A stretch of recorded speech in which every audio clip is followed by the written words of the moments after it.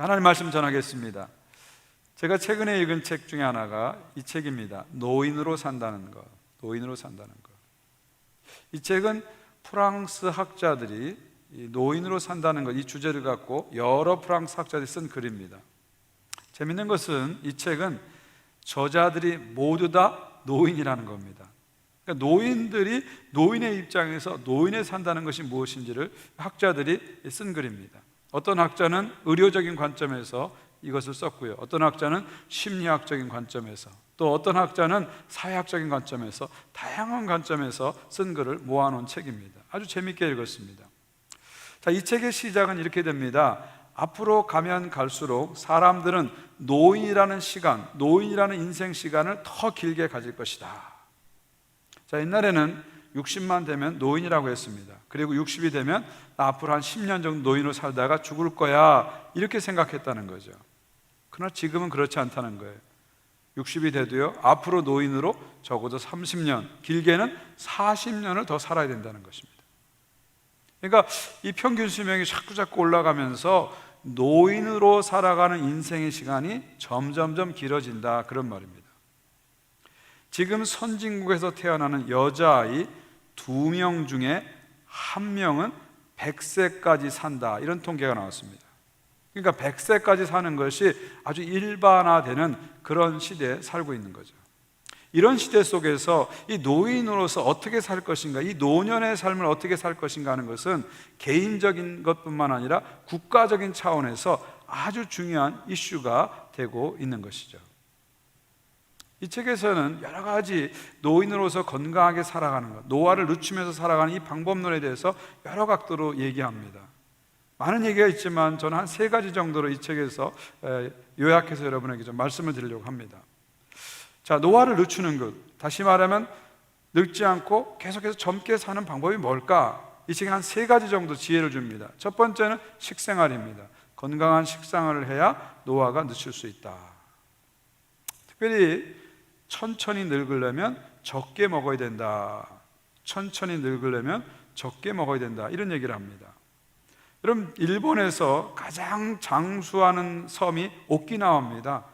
일본 전체에서 평균 수명이 건강 수명이 가장 높은 지역이 오키나와예요. 그 오키나와의 섬에는 이런 속담이 있다고 합니다. 8분까지만 먹어라. 이 8분이 뭡니까? 80%만 먹어라, 그런 얘기죠.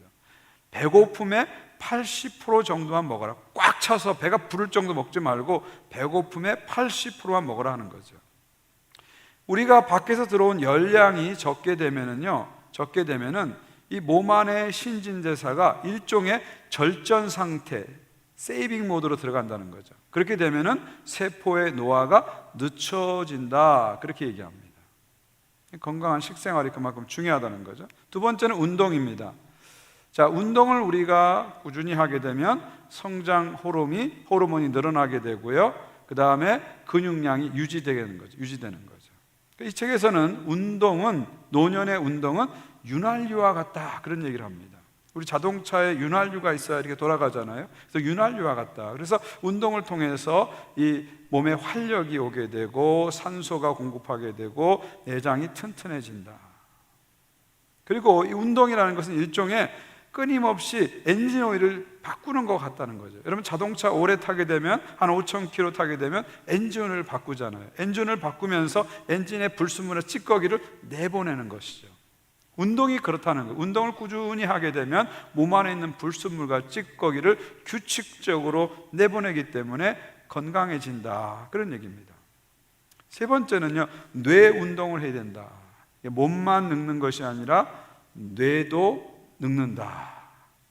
그래서 우리는 끊임없이 주변의 것들에 대해서 관심을 가지고 활발하게 이 뇌를 자꾸 써야 된다는 거예요. 주변의 것에 관심을 가지고 새로운 것에 관심을 가지고 새로운 것을 자꾸 배우려고 하면서 뇌를 자꾸 자극하고 써야 된다는 것입니다. 그렇게 되면은요, 뇌 안에서 뉴런 간의 연결이 활발하게 일어나서 뇌가 건강해진다, 그런 얘기입니다. 그래야 노년을 건강하게 살 수 있다는 거죠.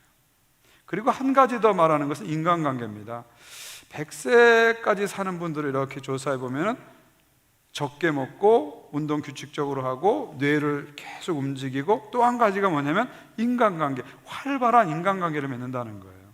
친구들 안에, 또 친척들 안에, 가족들 안에서 활발한 인간관계를 맺고 있다. 이것이 중요한 포인트라는 거죠.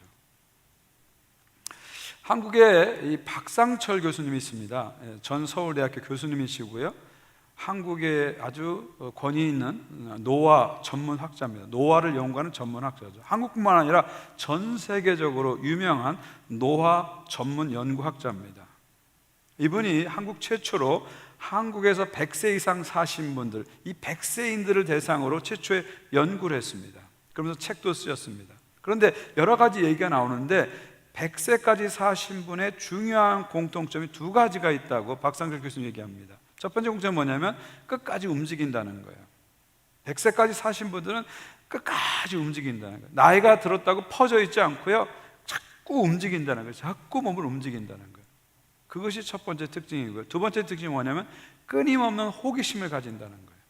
주변 세계에 대해서, 새로운 것에 대해서 정신줄을 놓지 않고 끊임없이 호기심을 갖고 끊임없이 배우려고 한다는 거예요. 그러니까 나이가 아무리 들어도 뭔가 마음을 들여서 마음을 쓰고 있는 어떤 대상이 있다는 겁니다. 그런 분들이 이제 오래 산다, 그런 얘기입니다. 그러니까 우리가 늙지 않으려면 어떻게 해야 돼요? 끊임없이 움직여야 된다는 거예요. 몸도 끊임없이 움직여야 되고 뇌도 끊임없이 움직여야 된다는 것입니다. 그래야 우리가 건강하게 오래 살고 천천히 늙게 된다, 그런 말입니다. 자, 여러분 생각에는 우리 설립 기념주일에 갑자기 무슨 노화에 대해서 얘기하나 그렇게 생각하실 거예요. 뭐 시니어 대학 특강도 아닌데 갑자기 제가 이런 얘기하는 것에 대해서 왜 이런 주제를 얘기할까 생각하실 거예요. 그런데 제가 이 말씀을 여러분에게 드리는 이유가 있습니다. 그 이유는 뭐냐면 사람만 늙는 것이 아니라 교회도 늙기 때문입니다. 중요한 얘기입니다. 사람만 늙는 것이 아니라 교회도 늙기 때문이죠. 자, 어떤 교회는 늙고 활력이 없는 교회가 있어요. 어떤 교회는 젊고 활력 있는 교회가 있어요. 그 교회 성도들의 구성원에 노인 인구가 얼마나 있느냐 없느냐 이거에 따라 물론 좌우되기도 하겠지만 그것만은 아닙니다. 어떤 교회는 생긴 지 얼마 안 돼요. 그리고 젊은이들이 제법 있어요. 그런데도 늙은 교회가 있어요. 예배가 구태의연하고 프로그램이 정말 고리타분하고 조직이 역동적이지 못하고 전통적인 조직을 그대로 갖고 있어요. 그러면 그 교회는 젊은 사람이 아무리 많아도 늙은 교회다, 이렇게 말씀드릴 수 있어요. 반대로 어떤 교회는 역사가 아무리 길어도 젊은 교회가 있어요. 예배가 다이나믹하고요, 그리고 하는 프로그램들이 시대에 맞춰서 참신하게 이렇게 나옵니다. 그리고 조직이 일하는 역동적인 조직을 가지고 있습니다. 이런 교회는 역사가 아무리 오래돼도 젊은 교회다, 이렇게 말씀드릴 수 있습니다. 우리 교회는 창립 53주년을 맞이했습니다. 그러니까 인간의 나이로 하면 우리 교회가 53세입니다. 53세. 53세란 나이는요, 이제 영어로 하면 오버 더 힐, 언덕을 넘은 거예요. 언덕을 넘어서 이제는 뭐예요? 밑으로 내려가는 나이입니다. 체력도 내려가고 상상력도 내려가고 창조성도 내려가고 이게 밑으로 내려가는 그런 시점에 있는 나이입니다. 이 53세의 나이는요, 세상에 대해서 막 자신감을 갖고 나 할 수 있어, 이런 나이가 아니고요, 세상에 대해서 이렇게 두려움을 갖는 나이입니다. 내가 세상으로부터 뒤처지고 있는 거 아니야? 혹시 내가 세상에서 밀려나지 않을까? 이런 두려움을 갖는 나이입니다. 특별히 이 기술 문명이 막 너무 급속도로 발달하다 보니까 이 새로운 문명, 특히 디지털 문명에 대해서 이 겁이 나는 그런 시기가 53세예요. 그래서 뭔가 새로운 프로그램이나 새로운 걸 배우려면 겁부터 나고 머리에 막 쥐가 나는 그런 세대입니다. 한국인들을 대상으로 얘기한다면 53세는요, 이 산업화 세대와 민주화 세대가 겹쳐있는 세대다, 그렇게 볼 수 있어요. 한편으로는 가난과 싸운 세대고 한편으로는 독재와 싸운 세대다, 이렇게 말씀드릴 수 있습니다. 또 감성적으로도요, 53세는 전형적인 아날로그 세대입니다. 그래서 옛날에 여러분 기억나실 거예요. 턴테이블이라 해서 이렇게 판을 딱 올려서 지직 소리 나는 LP판, 그런 거 듣던, 저도 어렸을 때 LP판을 많이 들었거든요. 그리고 조금 나가가지고 이제 카세트 테이프, 카세트 넣고 뭐 마이마이 그런 거 최신이라고 막 끼고 다니고, 그런 세대가 바로 53세죠. 그러니까 감성적으로는 상당히 아날로그적인 감성이 아주 강합니다. 그러다 보니까 이 새롭게 시작된 디지털 문명에 대해서 겁이 많은 세대가 사실은 50대라고 볼 수가 있습니다. 이런 50대의 상태에서, 53세 상태에서 두 가지 선택의 길이 있습니다. 하나는 침체의 길로 가느냐는 거죠. 나는 정말 세상으로부터 뒤처지고 있어, 밀려날 것 같아, 그러면서 우울해하고 침체되고 그냥 포기하는 침체 길로 가는 거죠. 또 하나 길은 새로운 시작으로 가는 겁니다. 리세션으로 가든지 리스타트로 가든지 둘 중에 하나죠. 그래, 시대가 변했으니까 내 생각도 새롭게 하고 몸도 새롭게 하고 새롭게 살아보자, 그 길로 갈 수 있는 거죠. 둘 중에 하나를 선택해야 되는 그런 세대가 53세다, 저는 그렇게 말씀드릴 수 있습니다. 실은 제가 한 3년 전에 저도 53세를 보내면서 참 이 고민을 많이 했거든요. 제가 상당히 힘들더라고요. 그때 제가 50대 초반 때 뭔가 인생의 어떤 활력이나 에너지가 막 오지 않고요, 되게 이렇게 디프레스가 되고 다운이 되더라고요. 그래서 그런 시간이 저는 좀 오래 갔어요. 그래서 아주 우울증에 이렇게 들어갈 정도로 아주 힘들었습니다. 너무너무 힘들었어요. 너무너무 힘들었어요. 그러다가 제가 어느 날 정말 번개처럼 확 뭔가 생각이 들어와서 막 그때 결심을 했습니다. 내가 침체길로 가지 말고 이제부터 새로운 시작을 해야 되겠다. 앞으로 살 날이 많은데 내가 자꾸 도망가다 보면 어디까지 도망갈까? 무섭다고 자꾸 뒤로 처지다 보면 어디까지 처질까? 이런 생각이 드니까 해보자, 한번 해보자. 그러면서 자꾸 새로운 기술이나 새로운 문화나 새로운 감성을 의도적으로 배우려고 노력을 해봤어요. 그래서 우리 아이들한테 자꾸 그런 걸 배우려고 노력했고요, 또 우리 후배 목사님들한테 자꾸 배우려고 노력을 했습니다. 물론 아직도 그렇게 노력을 하지만 아날로그 감성이 참 전 좋고요, 아직도 어떤 새로운 기술 문명에 대해서 이렇게 겁이 있는 게 사실입니다.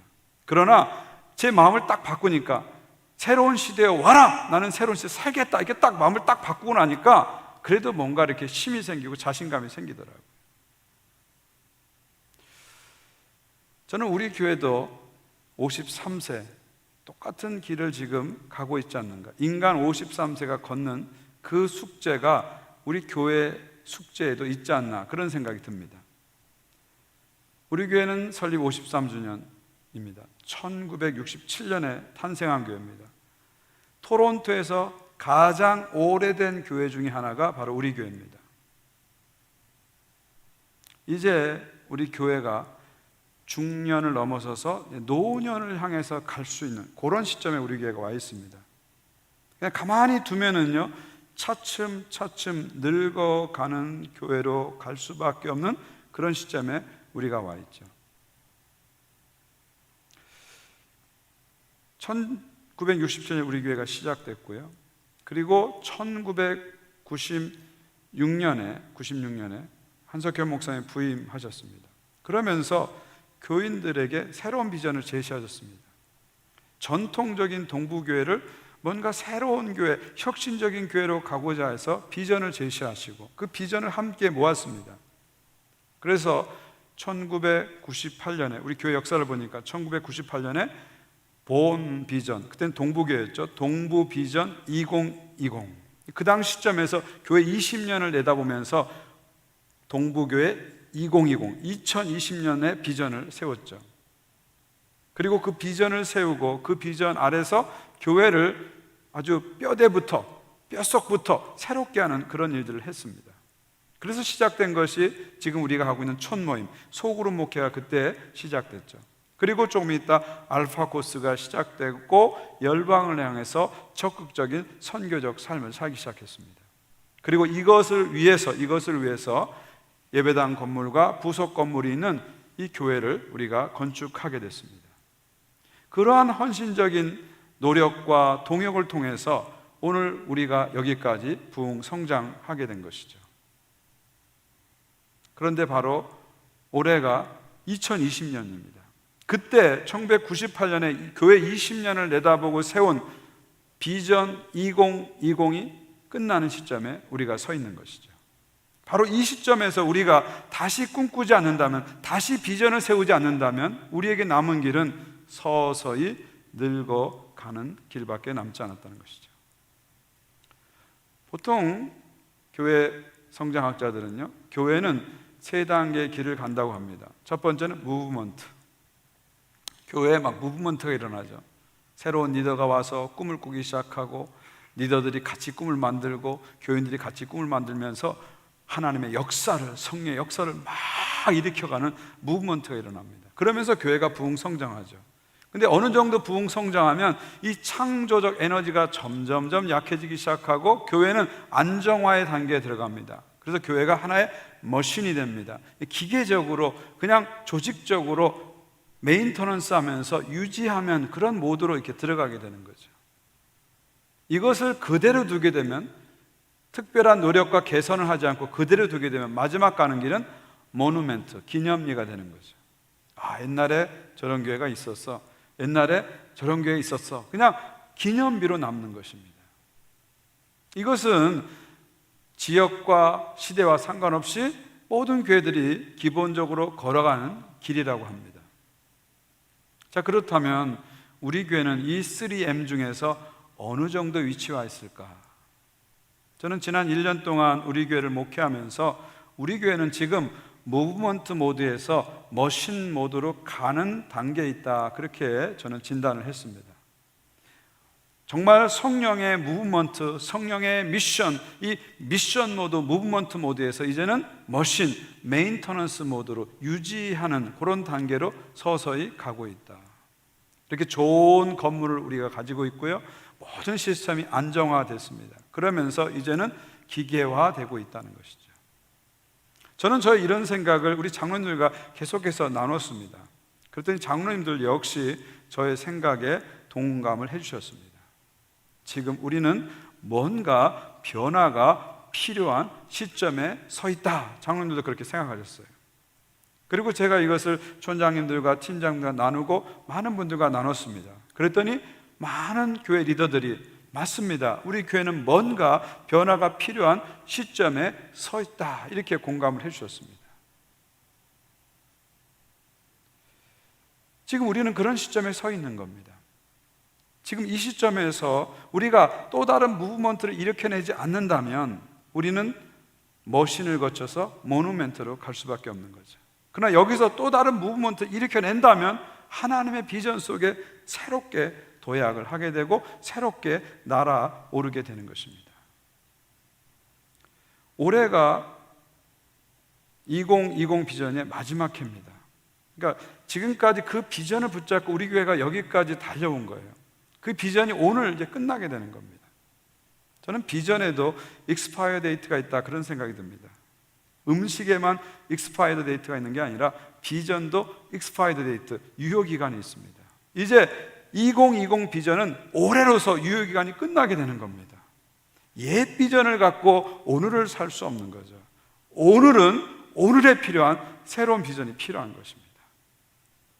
이제 그 비전을 우리가 만들어 가야 할 그러한 중요한 시점에 우리 교회가 서 있는 것입니다.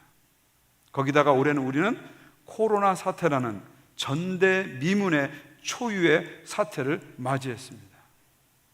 이 코로나 사태를 겪으면서 우리는 많은 생각을 하게 됐어요. 아마 여러분 개인적으로도 여러분의 신앙에 대해서 많은 성찰을 해보셨을 거예요. 내 믿음이 어디 있는가? 내 믿음이 어느 정도인가? 이런 생각들을 많이 했을 거예요. 또 예배를 들으시면서 예배가 정말 무엇인가? 예배에 대한 생각도 많이 하셨을 거예요. 무엇보다도 교회에 대해서 여러분 많이 생각했을 거예요.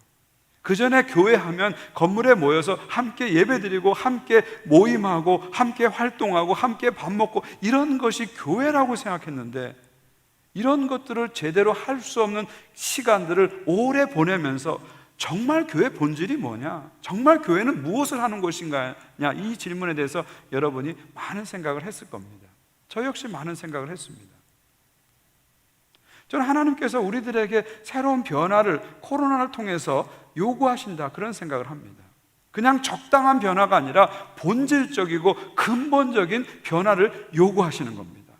이 코로나 사태를 통과하면서 우리들에게 뼈대를 다시 세우라 하나님 말씀하시는 겁니다. 뼛속까지 변화되어라 말씀하시는 거죠. 적당히 겉만 살짝 바꾸는 것이 아니라 근본적인 변화를 요구하시는 것이죠. 그래서 우리들은 이 시점에서 2020 비전이 끝나는 이 시점에서, 그리고 코로나 사태를 통과하는 이 시점에서 정말 우리 교회가 무엇을 향해서 달려갈 것인가에 대해서 한번 깊이 생각을 해봐야 됩니다. 우리의 장기적인 비전이 무엇인가에 대해서 한번 깊이 생각해 봐야 됩니다. 우리가 지금까지 했던 일들을 그대로 하는 것이 아니라 한 가지 한 가지를 다시 하나님 나라 관점에서 다시 들여다보고요, 거기서 다시 재조정하고 재배치하고 재구성하는 그런 노력이 필요합니다. 그러니까 리셋을 다시 해야 돼요. 어려운 시기일수록 리셋을 해야 됩니다. 그 리셋을 통해서 리스타트, 다시 시작해야 되는 거예요. 그러면 그 다시 시작함을 통해서 하나님이 함께 하심으로 리바이벌, 부흥이 우리에게 반드시 찾아올 것입니다. 하나님의 큰 비전 아래서 우리의 예배, 우리의 활동, 우리의 선교, 우리의 조직, 모든 것을 다시 한번 들여다보고 재구성하고 혁신하는 그런 단계에 우리가 서 있습니다. 그것을 우리가 새롭게 해냄으로 말미암아 이제 우리 교회가 다시 무브먼트가 일어나는 거죠. 다시 비전 안에서 성도들이 움직이기 시작하는 거죠. 그러면서 늙어가는 교회가 아니라 다시 치고 올라가는 교회, 다시 젊어지는 교회로 나아갈 수 있는 절호의 찬스가 바로 지금 이 시점이다, 저는 그렇게 생각합니다. 지난 우리 장로님도 기도해 주셨지만 지난 금요일 토요일 우리가 당회를 했습니다. 여느 정책 당회와 달리 많은 중요한 이슈들을 다뤘고요, 정말 깊이 있는 그런 시간들을 가졌습니다. 또 어렵고 힘든 결정도 사실 많이 했습니다.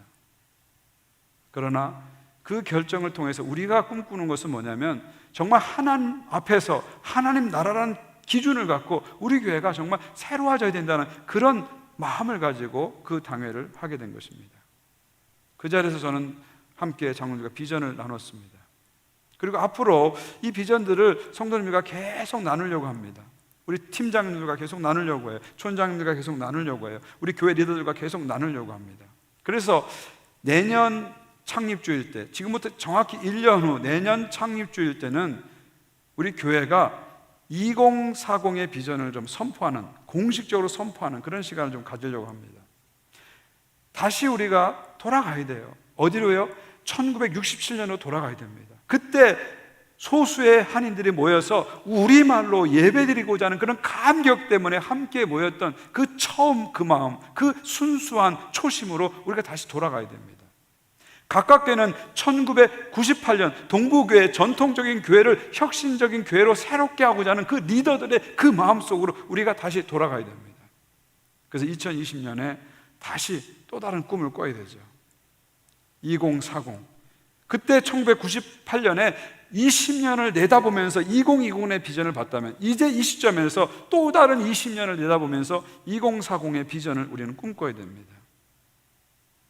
그것은 한 사람이 만들어내는 비전이 아니고요, 저와 여러분이 성령님의 인도하심 속에서 함께 만들어낼 비전이라고 생각합니다. 이 귀한 일에 여러분이 함께 기도해 주시고요, 함께 동참해 주셔서 주님 오실 때까지 안주하지 않고 끝까지 완주하는 우리 교회가 될 수 있도록 함께 해 주시기를 주의 이름으로 부탁드립니다. 저는 이 시점에서 우리가 사도 바울을 한번 생각해 봤으면 좋겠어요. 사도 바울은 이렇게 고백합니다. 형제들아, 나는 아직 내가 잡은 줄로 여기지 아니하고 오직 한 일, 즉 뒤에 있는 것은 잊어버리고 앞에 있는 것을 잡으려고.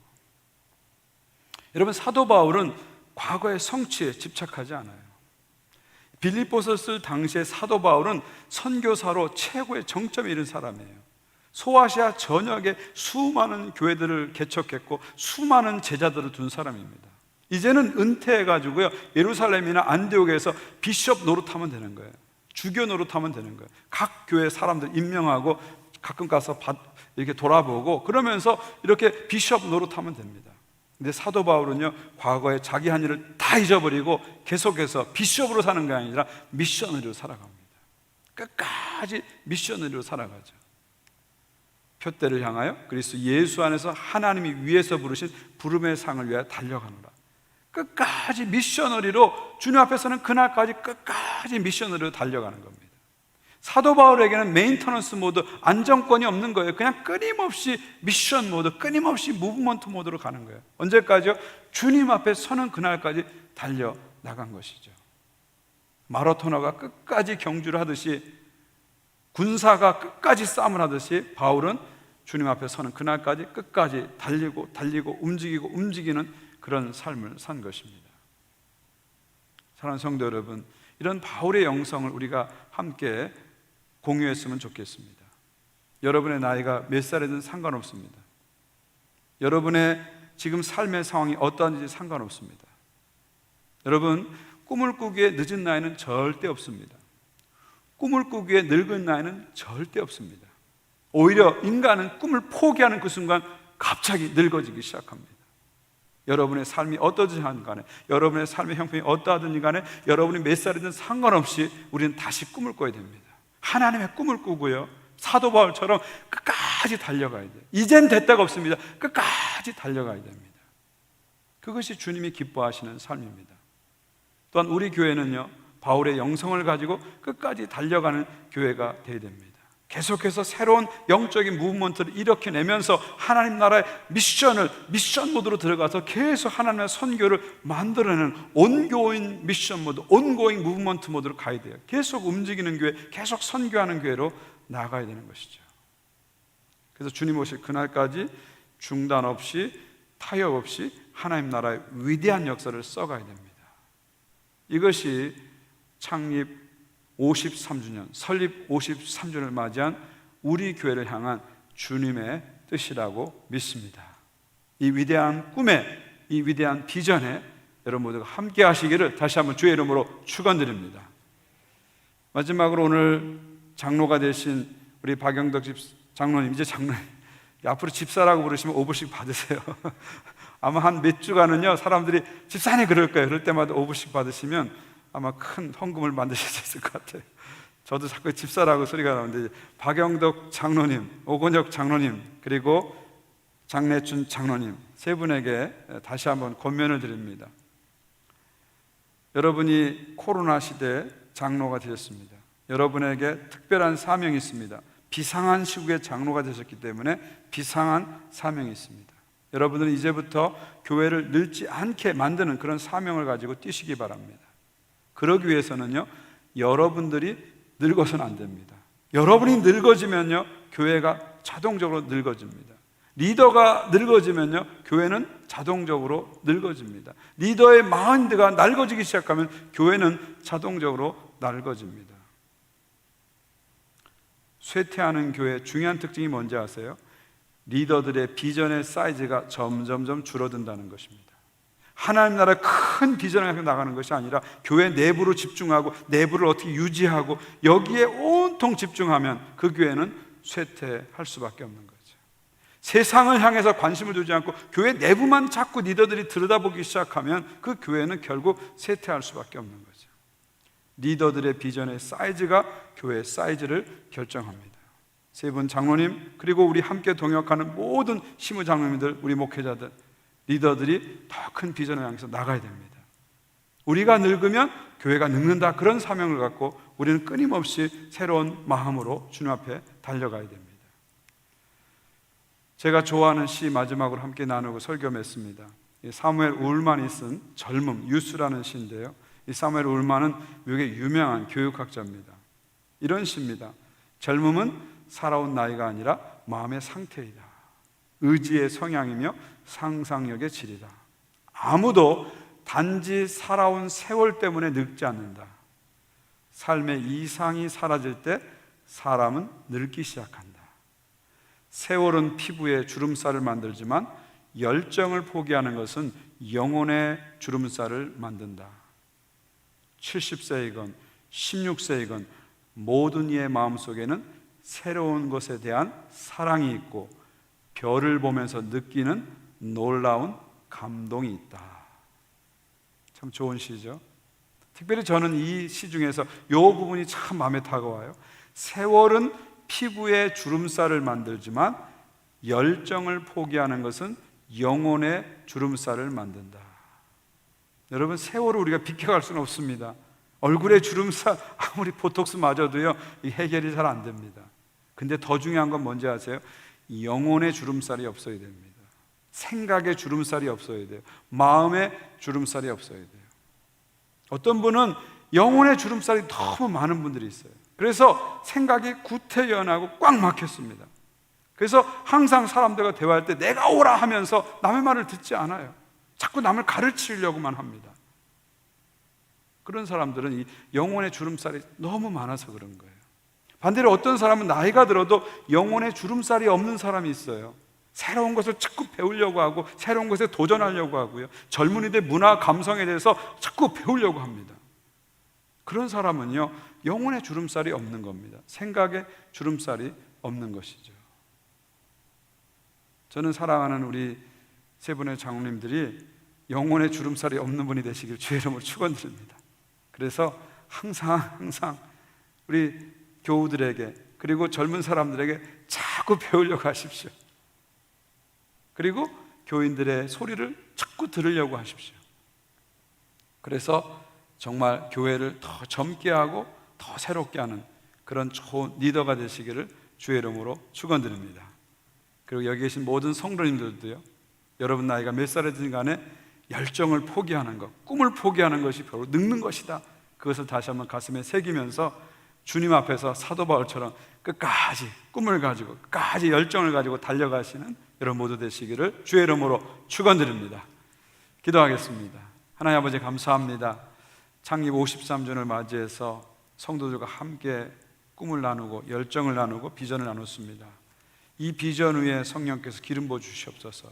이 생각 위에 성령께서 기름 부어 주셔서 오직 하나님의 영광을 위해서, 주의 나라를 위해서 우리가 새롭게 달려가게 도와 주시옵소서.